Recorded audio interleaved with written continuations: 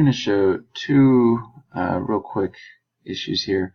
One was that I noticed this cell right here got put into both groups just by accident. It should be in this first group with the ambulation going to from bathroom. The other issue was that you'd used toSample assuming equal, and what we want here is toSample assuming unequal. So this variable range, just like you had done before, holding down the Shift key, selecting this, and then making sure that we don't select this 95 twice.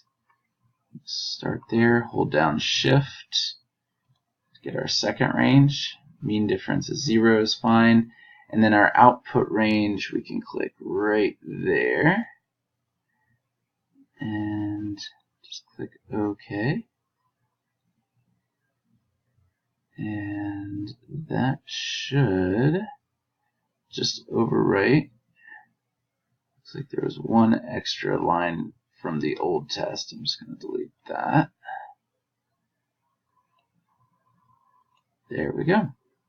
Looks good.